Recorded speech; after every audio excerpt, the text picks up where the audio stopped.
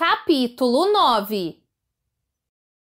Ha! Berrou o Conde Olaf, apontando um dedo ossudo para os órfãos Baudelaire, e as crianças ficaram gratas por pequenas bênçãos. Uma pequena bênção é simplesmente uma coisinha pequena que deu certo em um mundo que deu errado. Como um raminho de salsa deliciosa ao lado de um sanduíche de atum estragado ou um adorável dente de leão em um jardim que está sendo devorado por bodes malvados.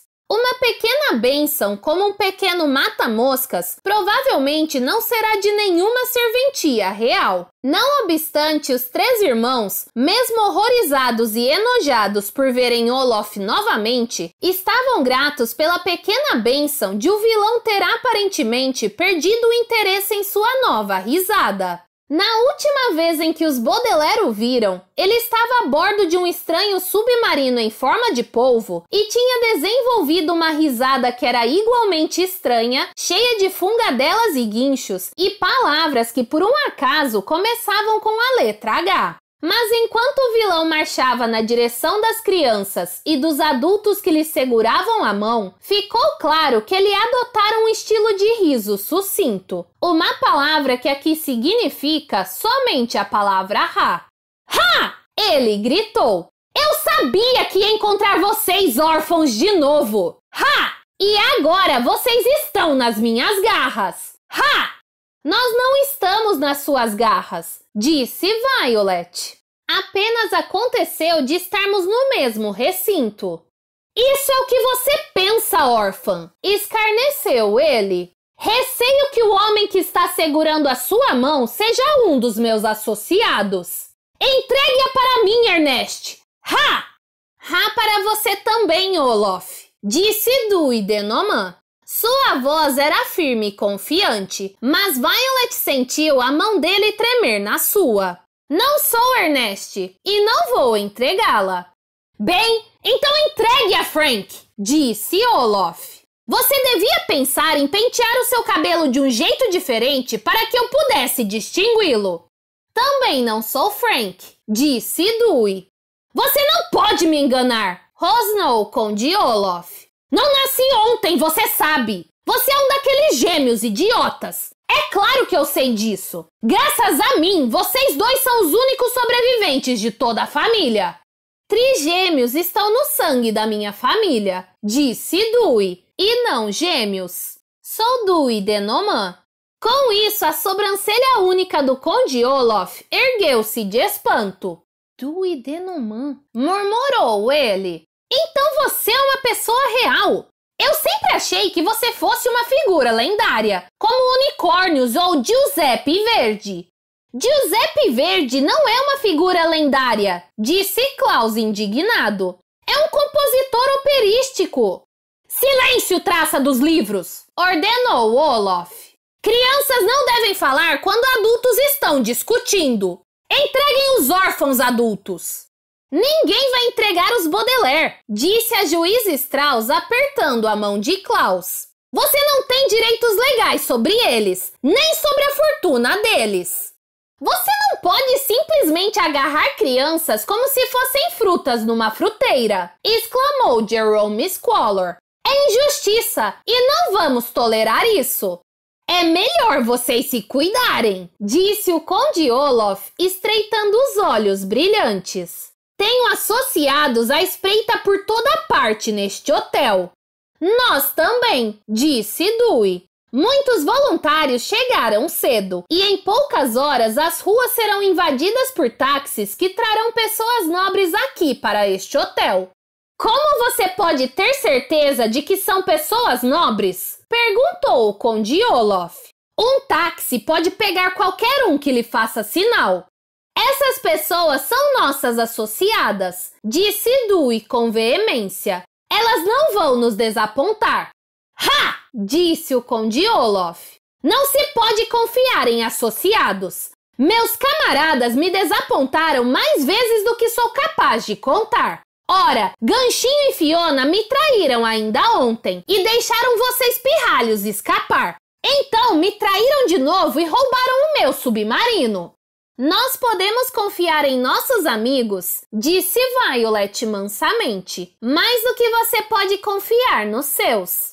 É mesmo? Perguntou Olaf e inclinou-se para as crianças com um sorriso voraz. Vocês não aprenderam nada depois de todas as suas aventuras? Insistiu ele. Todas as pessoas nobres desapontaram vocês, órfãos Baudelaire. Ora, vejam só os idiotas ao seu lado. Uma juíza que permitiu que eu me casasse com você, um homem que desistiu de vocês por completo e um sub-bibliotecário que passa a vida se esgueirando por aí, preocupado em fazer anotações. Dificilmente poderíamos chamá-los de um bando de gente nobre. Charles, da Serraria Alto Astral, está aqui, disse Klaus. Ele se preocupa conosco. Senhor está aqui, retorquiu Olaf. Ele não se preocupa. Ha! How, disse Sunny. Vice-diretor Nero e senhor Remora, replicou Olaf, contando cada pessoa detestável nos seus dedos imundos. E aquela repórterzinha irritante do Pundonor Diário que está aqui para escrever matérias bobas elogiando o meu coquetel. E o ridículo Sr. Paul, que chegou horas atrás para investigar um assalto a banco. Ha! Essas pessoas não contam, disse Klaus. Não são suas associadas. Poderiam bem ser, replicou o Conde Olaf. Foram de enorme ajuda. E a cada segundo, mais associados meus vão chegando cada vez mais perto. Nossos amigos também, disse Violet. Eles estão voando através do oceano enquanto falamos. E até amanhã, a casa móvel autossustentável a ar quente deles irá pousar na cobertura. Somente se eles conseguiram sobreviver às minhas águias, disse o Conde Olaf com um grunhido. Vão sobreviver, disse Klaus. Exatamente como nós sobrevivemos a você. E como vocês sobreviveram a mim? Perguntou Olaf. O Pundonor Diário está repleto dos seus crimes. Vocês mentiram para as pessoas, vocês roubaram, vocês abandonaram pessoas em perigo, vocês provocaram incêndios. Por vezes seguidas, vocês dependeram de traições para sobreviver exatamente como todo mundo. Não existem pessoas verdadeiramente nobres. Nossos pais, disse Sunny enfática.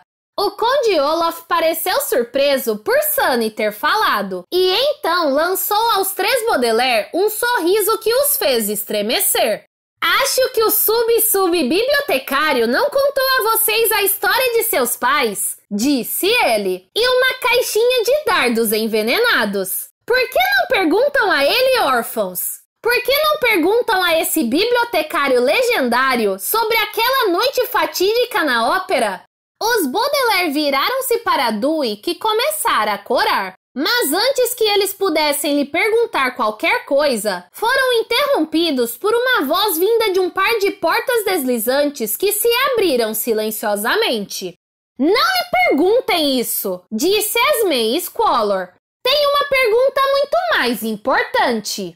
Com uma risada zombeteira, a pérfida namorada emergiu do elevador, as sandálias prateadas batendo pesadamente no chão e as folhas de alface farfalhando contra sua pele. Atrás dela vinha Carmelita Spatz, que vestia sua roupa de jogador de futebol cowboy, super-herói e soldado pirata e carregava o lançador de arpões que Violet lhe entregara. Atrás dela, mais 3 pessoas emergiram do elevador. Primeiro veio o atendente do salão de bronzeamento da cobertura, ainda usando óculos de sol verdes e um roupão comprido e largo demais. Logo depois, a química misteriosa que estava do lado de fora da sauna, usando um jaleco branco comprido e uma máscara cirúrgica. A última pessoa a sair do elevador foi a lavadeira da lavanderia com longos cabelos loiros e roupas amarrotadas. Os Baudelaire reconheceram essas pessoas de suas observações como flaneurs, mas então o atendente tirou o roupão e revelou suas costas, e ele tinha uma pequena corcova no ombro.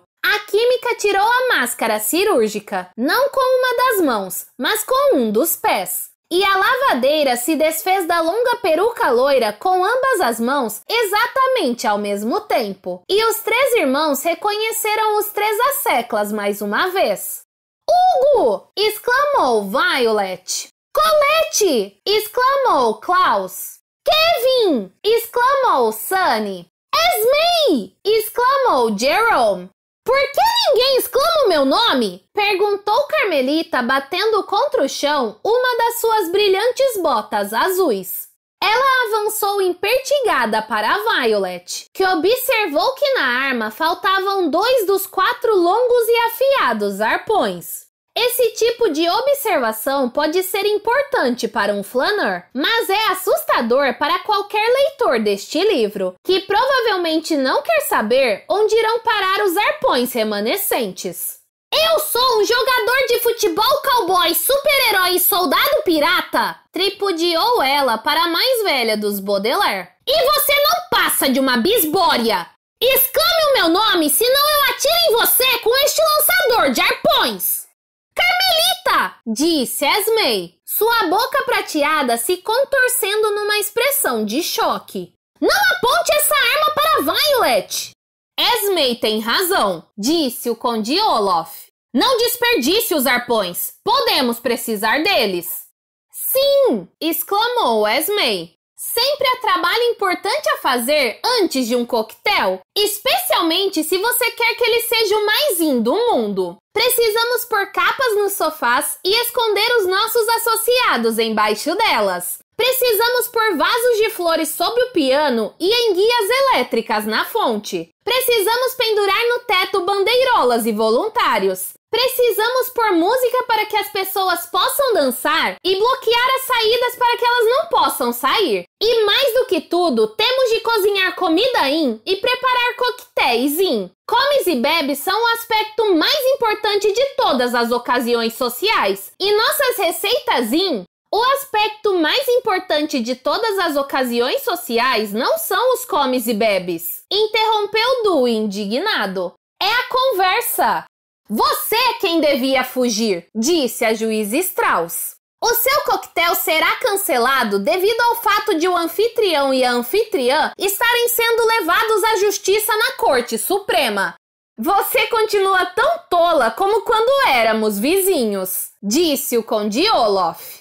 A Corte Suprema não pode nos deter. CSC não pode nos deter. Escondido em algum lugar neste hotel está um dos cogumelos mais mortíferos de todo o mundo. Quando chegar a quinta-feira, o cogumelo sairá do seu esconderijo e destruirá todos os que tocarem nele. Por fim, estarei livre para roubar a fortuna dos Baudelaire e realizar qualquer outro ato pérfido que me venha à cabeça. Você não se atreverá a liberar o micélio medusoide, disse Dewey. Não enquanto eu estiver com o açucareiro. Engraçado você mencionar o açucareiro, disse Esmei Squalor, muito embora os Baudelaire pudessem ver que ela não achava aquilo nem um pouco engraçado. É exatamente sobre ele que queríamos perguntar.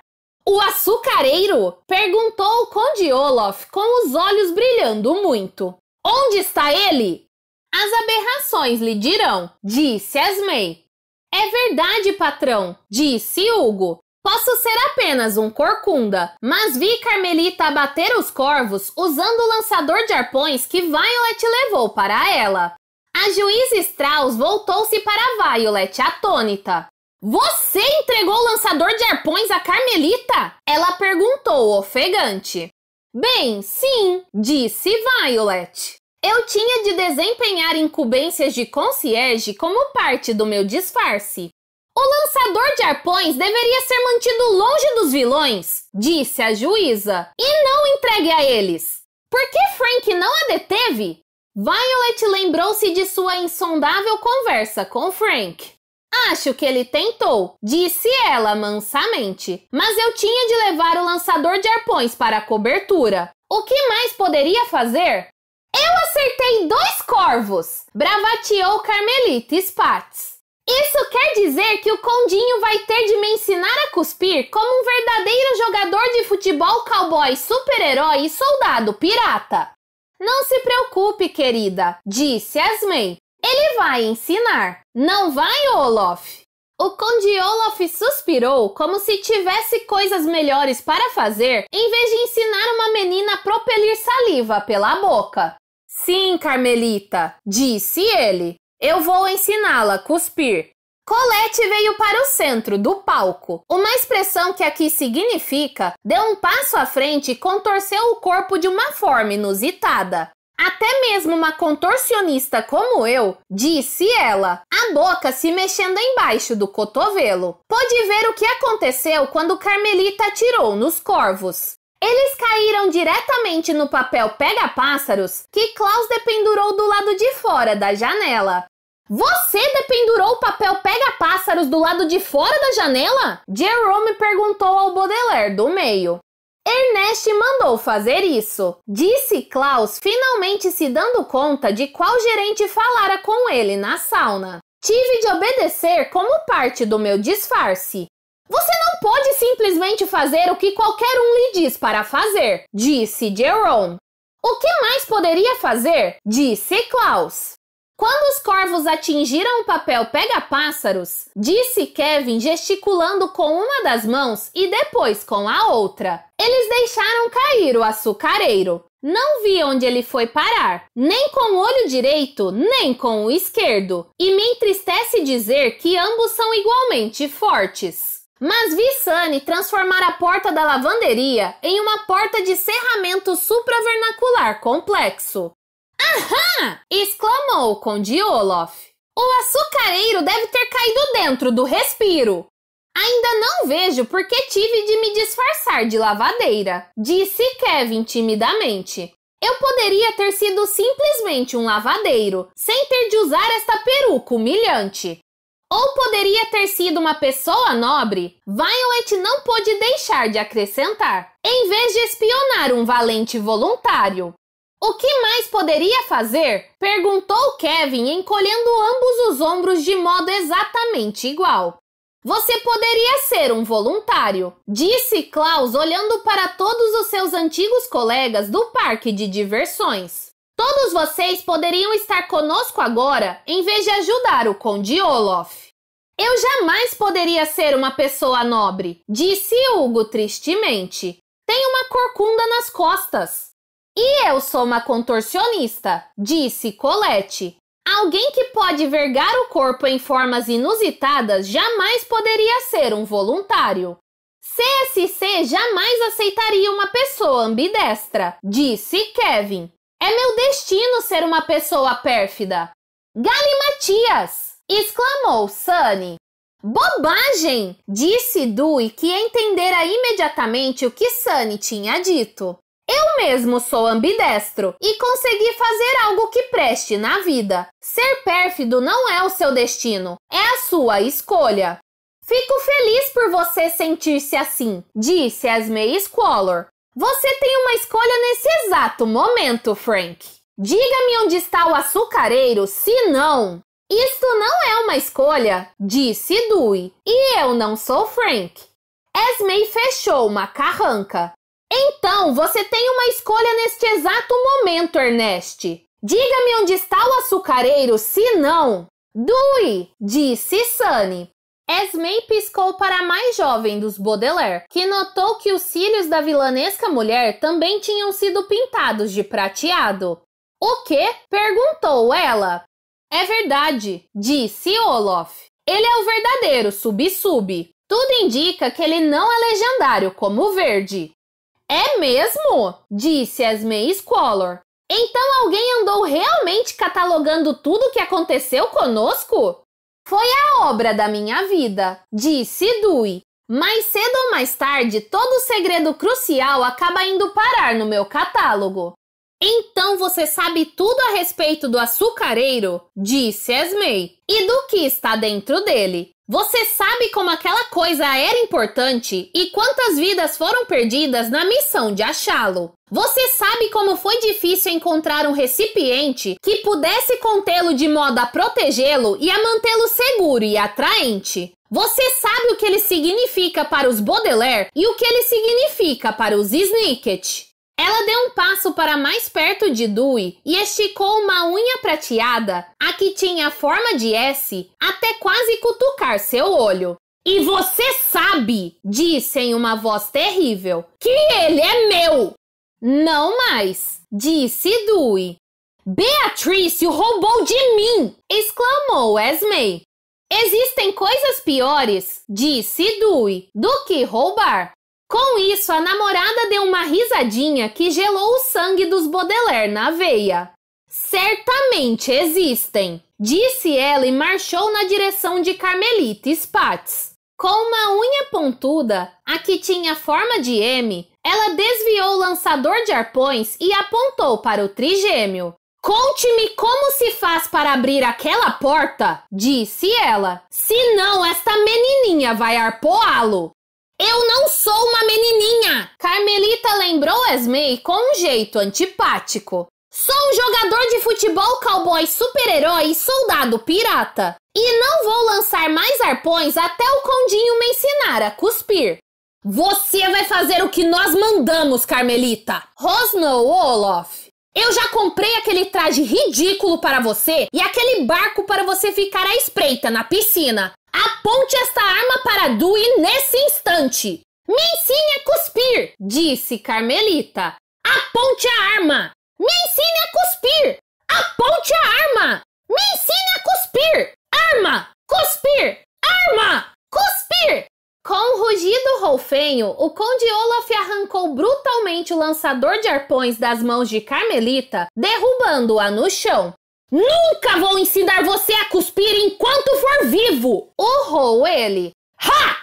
Querido! Arfou Esme. Você não pode quebrar a sua promessa para a nossa querida menininha! Eu não sou uma querida menininha! Berrou Carmelita. Eu sou um jogador de futebol, cowboy, super-herói e soldado pirata! Você é uma criancinha mimada! Corrigiu Olaf. De um jeito ou de outro, eu nunca quis uma pirralha como você por perto. Já é hora de você aprender um pouco de disciplina. Mas disciplina é out, disse Esme. Tanto se me dá o que é out e o que é in, gritou Olaf. Estou cansado de ter uma namorada obcecada com modismos. Você só quer ficar sentada em salões de bronzeamento em coberturas, enquanto eu corro de um lado para o outro fazendo todo o trabalho.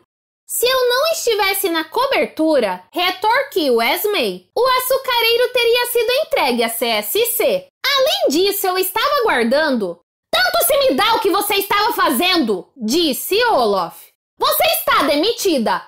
Você não pode me demitir, rugiu Esme. Eu peço demissão. Bem, você pode sair por acordo mútuo, resmungou Olaf, e então, com mais um sucinto rá, ele ergueu o lançador de arpões e apontou para Dewey Denoman. Conte-nos quais são as 3 frases que precisamos digitar na fechadura a fim de abrir a porta de serramento supravernacular complexo e revistar a lavanderia. Você não vai encontrar nada na lavanderia, disse Dewey. A não ser pilhas de lençóis sujos, algumas máquinas de lavar e secar e alguns produtos químicos extremamente inflamáveis. Eu posso irradiar um belo ardor juvenil, rosnou Olaf, mas não nasci ontem. Ha! Se não há nada na lavanderia, então por que vocês puseram uma fechadura CSC na porta? Talvez seja apenas um engodo, disse Dewey, sua mão ainda trêmula na de Violet. Engodo? Disse Olaf. Engodo é uma palavra com diversos significados, explicou o trigêmeo. Pode se referir a um canto em uma lagoa onde patos podem ser capturados, ou a imitação de um pato ou outro animal com o intuito de atrair um espécime real. Ou pode significar alguma coisa usada para distrair pessoas, como uma fechadura em uma porta que não encerra um certo açucareiro. Se a fechadura é um engodo sub-sub, escarneceu o Conde Olaf. Então você não vai se importar de me contar como abri-la. Muito bem, disse Dewey ainda lutando para parecer calmo. A primeira frase é a descrição de uma condição médica que todos os 3 Baudelaire compartilham. Os Baudelaire compartilharam um sorriso. A segunda frase é a arma que o deixou órfão, Olaf, disse Dewey. Os Baudelaire compartilharam uma carranca. E a terceira, disse Dewey, é a famosa pergunta insondável do muito conhecido romance de Richard Wright. As irmãs Baudelaire compartilharam um olhar desnorteado e depois olharam esperançosas para Klaus, que balançou a cabeça lentamente. Não disponho de tempo para examinar os Baudelaire do ponto de vista médico, disse Olaf, ou para mergulhar em qualquer romance famoso. As pessoas malignas nunca têm tempo para leituras, disse Dewey. É uma das razões para a sua malignidade. Já me enchi dos seus joguinhos, rugiu o Conde Olaf. Ha! Se eu não ouvir as frases exatas usadas para abrir o dispositivo assim que Esmei contar até 10, vou disparar o lançador de arpões e picar vocês em pedacinhos. Esmei, conte até 10! Não vou contar até 10, disse Esmei fazendo o beicinho. Não vou fazer nada para você nunca mais. Eu sabia, disse Jerome. Eu sabia que você voltaria a ser uma pessoa nobre, Esmei. Você não precisa desfilar em um biquíni indecente no meio da noite ameaçando sub-bibliotecários. Você pode ficar conosco em nome da justiça. Não vamos exagerar, disse Esmei. Só porque estou descartando meu namorado não quer dizer que vou ser boazinha como você. Justiça é out, injustiça é in. É por isso que se chama injustiça. Você devia fazer o que é certo neste mundo, disse a juiz Strauss, e não o que está na moda. Entendo a sua situação, Esmei. Quando eu tinha a sua idade, passei anos como ladra de cavalos antes de me dar conta. Não quero ouvir as suas histórias chatas, rosnou o Conde Olaf. A única coisa que quero ouvir são 3 frases exatas da boca de Dewey. Ou seu destino será a morte por arpoação assim que eu disser o número 10. 1! Pare! Exclamou a juiz Strauss. Em nome da lei! 2! Pare! Implorou Jerome Squalor. Em nome da injustiça! 3! Pare! Ordenou Violet. E seus irmãos balançaram a cabeça concordando enfaticamente. Os Baudelaire perceberam, como tenho certeza que você percebeu, que os adultos que estavam com eles não iriam fazer nada para impedir que o Conde Olaf chegasse a 10 e puxasse o gatilho do lançador de arpões, e que a juiz Strauss e Jerome Squalor iriam desapontá-los como tantas pessoas nobres já os tinham desapontado antes. Mas os irmãos também sabiam que esse desapontamento não iria feri-los. Pelo menos não imediatamente. Iria ferir Dewey Denoman. E sem mais palavras, 3 crianças soltaram as mãos dos adultos e se postaram na frente do sub-bibliotecário, protegendo-o do mal. Você não pode arpoar este homem, disse Klaus para o Conde Olaf, mal acreditando no que estava dizendo. Terá de nos arpoar primeiro. Ou, disse Sunny, abaixar a arma. Dewey Denoman parecia perplexo demais para falar, mas o Conde Olaf apenas desviou seu olhar desdenhoso do sub-bibliotecário para as 3 crianças. Eu não me importaria de arpoar vocês também, órfãos, disse ele, os olhos brilhando fortemente. Quando o assunto é abater pessoas, sou muito flexível. Ha! 4! Violet deu um passo na direção do conde, que segurava o lançador de arpões, e que assim passou a apontar para o peito dela. Abaixe a arma, Olaf, disse a mais velha dos Baudelaire. Você não quer cometer essa perversidade. O Conde Olaf piscou, mas não moveu a arma. É claro que eu quero, disse ele. Se o sub não me contar como pegar o açucareiro, vou puxar o gatilho. Não importa quem estiver na minha frente. Ha! 5! Klaus deu um passo à frente, juntando-se à irmã. Você tem uma escolha, disse ele. Você pode escolher não puxar esse gatilho. E você pode escolher a morte por arpoação, exclamou o Conde Olaf. 6! Por favor, disse Sunny juntando-se aos irmãos. O vilão não se moveu, porém os 3 Baudelaire, sempre juntos, foram chegando cada vez mais perto do lançador de arpões, o tempo todo protegendo o Dewey. 7!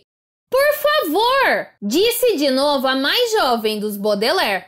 Os irmãos avançaram em passos lentos, mas firmes, na direção do lançador de arpões. E o som reverberado de suas passadas era a única coisa que se ouvia no salão silencioso, além dos gritos de Olaf, anunciando números cada vez mais altos.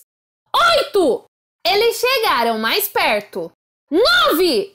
As crianças deram um último passo e, sem dizer uma palavra, puseram as mãos sobre o lançador de arpões, que parecia gelado mesmo através das luvas brancas. Tentaram puxar a arma das mãos de Olaf, mas o seu primeiro tutor não a soltou. E durante um longo momento, os jovens e o adulto ficaram reunidos em silêncio em torno da arma terrível. Violet olhava para a afiada ponta em gancho do arpão pressionada contra o seu peito. Klaus olhava diretamente para o gatilho vermelho vivo que podia ser pressionado a qualquer momento. E Sunny olhava nos olhos muito brilhantes de Olaf, procurando o menor sinal que fosse de nobreza.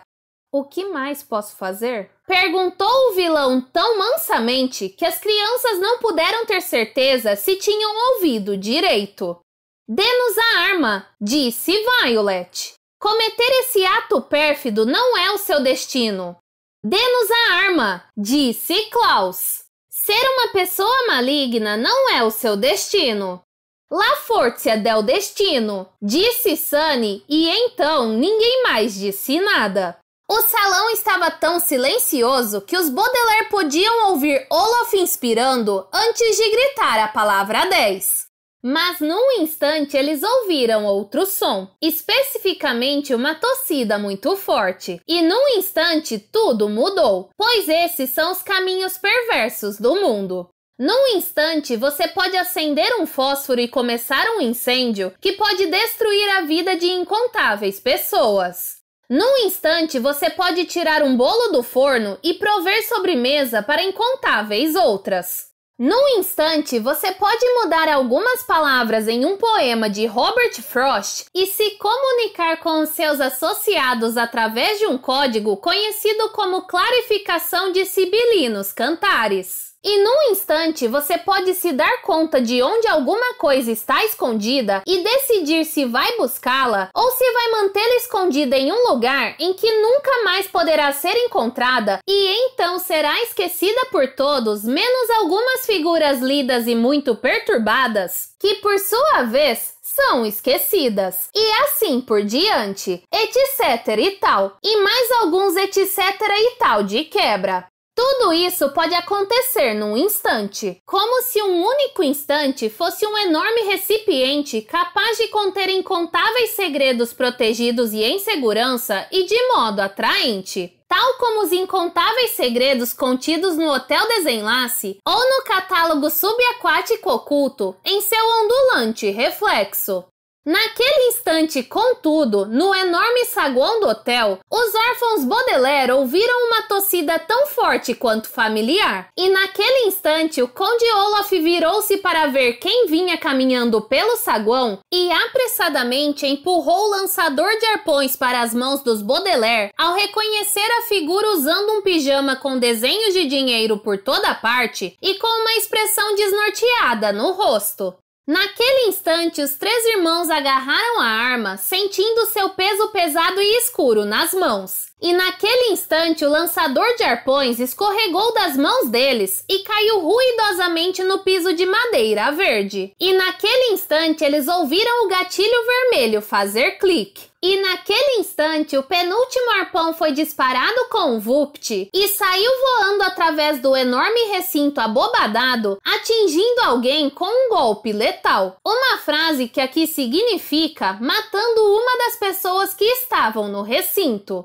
O que está acontecendo? Perguntou o Sr. Paul, pois não era o seu destino ser aniquilado por um arpão. Pelo menos não naquela noite em particular. Pude ouvir gente discutindo lá do quarto 174. Que diabo? E naquele instante ele parou e olhou horrorizado para os 3 irmãos. Orphans Baudelaire! Ele arfou, mas não foi a única pessoa a arfar. Violet arfou, e Klaus arfou, e Sunny arfou, e a juíza Strauss e Jerome Scholar arfaram, e Hugo, Colette e Kevin, que estavam acostumados com a violência desde o seu tempo como empregados de um parque de diversões e como as seclas de um vilão, arfaram, e Carmelita Spatz arfou, e Esme Squalor arfou, e até o Conde Olaf arfou. Muito embora não seja usual um vilão arfar, a não ser que esteja descobrindo um segredo crucial ou sofrendo uma dor muito grande.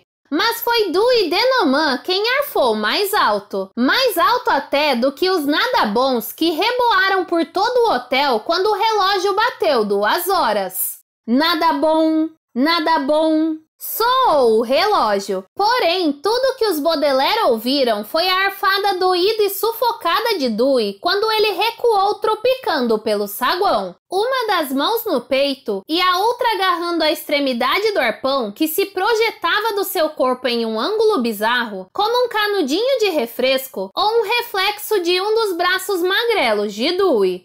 Dewey! Gritou Violet. Dewey! Gritou Klaus. Denoman! Gritou Sunny, mas o sub-bibliotecário não respondeu e saiu cambaleando em silêncio do hotel. Por um momento, as crianças ficaram chocadas demais para se mexer, enquanto observavam desaparecer na nuvem de vapor que se erguia do respiro da lavanderia. Mas então saíram correndo atrás dele, disparando escada abaixo quando ouviram um tibum vindo da beira da lagoa. No momento em que os Baudelaire alcançaram Dewey, ele já estava afundando, seu corpo trêmulo causando pequenas ondulações na água. Já disseram que o mundo é uma lagoa calma e que toda vez que alguém faz alguma coisa, por mais ínfima que seja, é como se uma pedra caísse nessa lagoa e espalhasse círculos de ondulações cada vez mais distantes, até que o mundo inteiro ficasse alterado por uma minúscula ação. No entanto, os Baudelaire não aguentaram pensar na ínfima ação do gatilho do lançador de arpões ou em como o mundo mudara em apenas um instante. Em vez disso, correram freneticamente para a beira da lagoa enquanto o sub-bibliotecário afundava. Klaus agarrou uma das mãos. Sunny agarrou a outra, e Violet estendeu a mão para o rosto dele como se estivesse consolando alguém que começara a chorar. Você vai ficar bem, exclamou Violet. Vamos tirá-lo da água.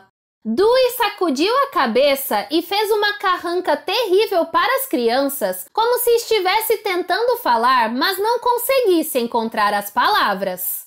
Você vai sobreviver, disse Klaus. Muito embora soubesse, tanto por suas leituras sobre eventos pavorosos, como por eventos pavorosos em sua própria vida, que isso simplesmente não era verdade. Dewey sacudiu a cabeça de novo. Àquela altura estavam acima da superfície da água somente a sua cabeça e as 2 mãos trêmulas. As crianças não podiam ver o corpo, nem o arpão, o que era uma pequena bênção. Nós desapontamos você, disse Sunny. Dewey sacudiu a cabeça uma vez mais, agora muito forte, em violento desacordo. Ele abriu a boca e estendeu a mão para fora da água, apontando para além dos Baudelaire, para o céu muito, muito escuro, enquanto lutava para pronunciar a palavra que mais queria dizer. Kitty. Sussurrou ele afinal, e então, escorregando das mãos das crianças, desapareceu na água escura. E os órfãos Baudelaire choraram sozinhos pelas bênçãos que lhes foram negadas e pelos perversos caminhos do mundo.